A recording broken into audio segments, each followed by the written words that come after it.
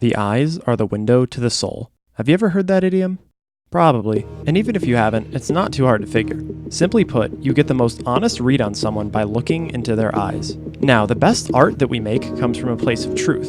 Emotional truth, that is. Whether through painting, sculpture, or of course film, eyes are the focus of many a piece. But what I want to focus on today is the middle child in the recent Planet of the Apes reboot trilogy, Matt Reeves' Dawn of the Planet of the Apes.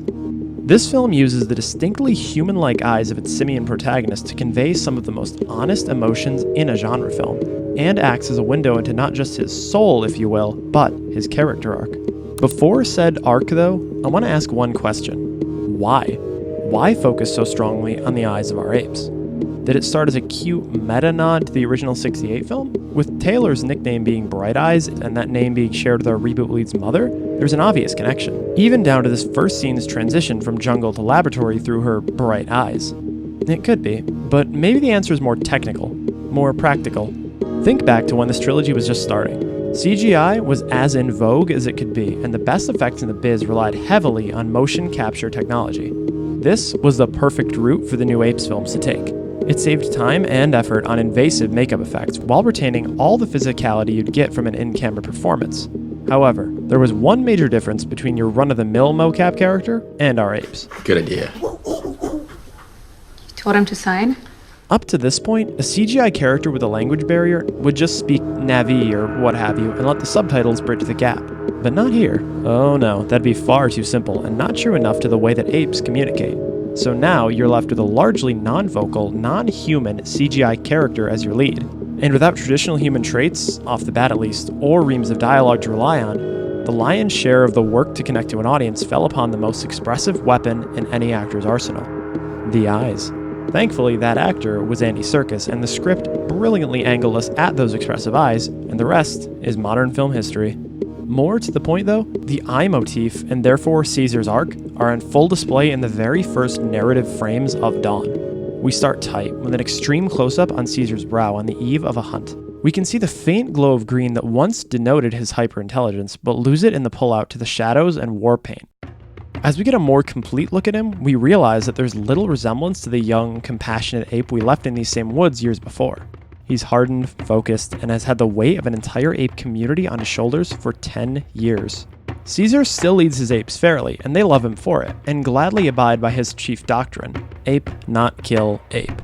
Now, that rule by no means translates to open season on humans, especially since, as far as they're aware thanks to their isolationism, there may not be any more humans. Unlike most other apes, Caesar's upbringing leaves him with a sort of optimistic nostalgia for man. However, these positive feelings are challenged when one trigger-happy human idiot, Carver, threatens his son, Blue Eyes.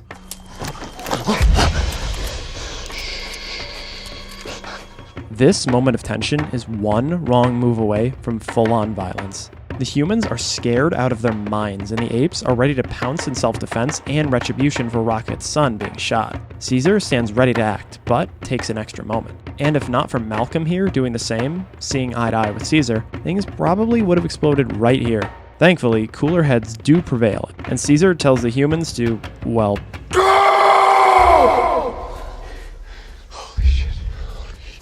this little flashpoint stirs up debate in both the human and ape leadership. Koba and Carver, each similarly ruled by unshakable hatred for the other species, urge for swift violence while others err on the side of diplomacy.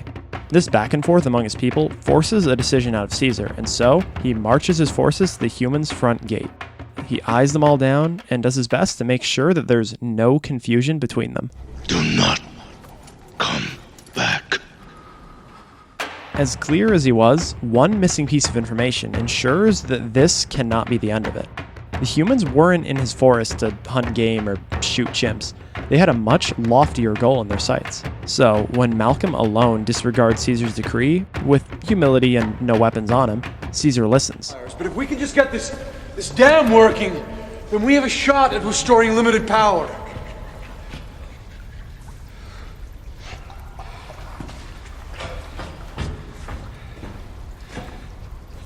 Is any of this making any sense to you? The lights. As understated as this might seem, this is a huge moment for Caesar. Look into his eyes. Listen to the way he says those words. He remembers the lights, and the memories that those two simple words bring into focus are enough to make him honestly consider Malcolm's position, to help him see Malcolm as a person and not just a human. So Caesar allows the humans to do their work on the dam, with one condition. We need to give him our guns. This choice to trust Malcolm, and therefore the humans, furthers the rift between Caesar and Koba. And this dynamic, more so than ape versus human, becomes the film's central conflict. For every patient olive branch that Caesar extends to the humans, even after the worst of them lie to his face, Koba has a hateful countermove to undermine the attempt at peace. In his mind, Caesar simply isn't seeing the humans for what they really are, and this comes to a head when he makes some biting accusations in front of everyone.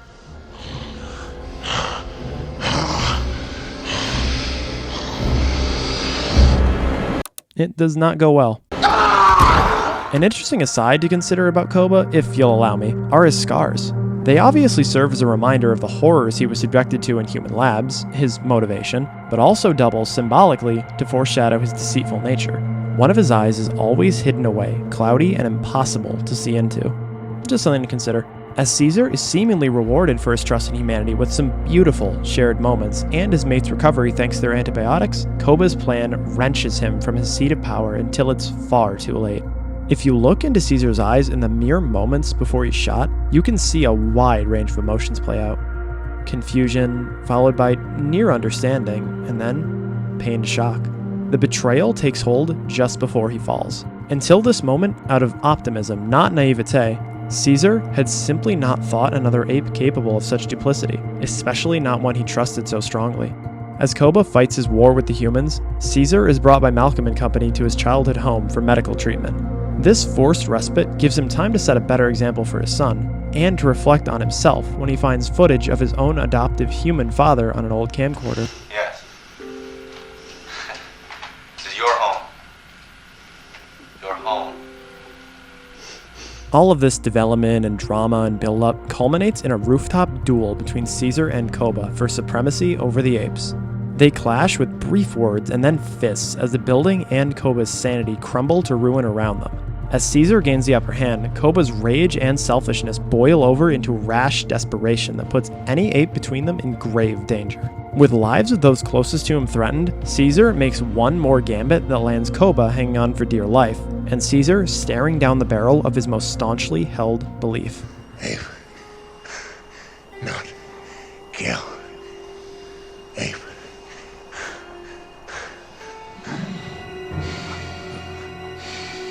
You are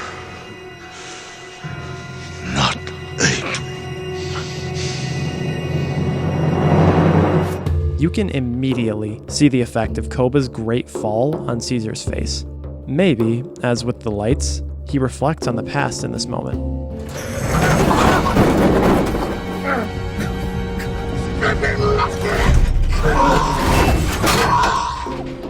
Remind you of anything?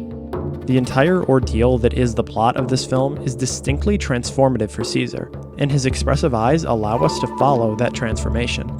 It's not so overdone as to throw an obvious eye-level close-up in our faces for each of Caesar's defining moments, but there's just enough subtle attention given between the close-ups which bookend the film. And speaking of, with Koba dead and news of militant human reinforcements on the way, Caesar has a moment with Malcolm to reflect on the tragedy of this outcome.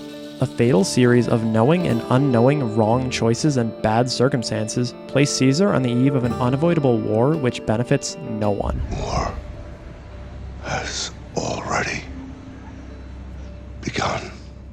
And so he stands where man once did and looks upon his followers. Caesar no longer has any choice in what their future will bring them, but knows that his actions may still damn or save them in the end. And we see in his eyes the responsibility and reality of what is to come.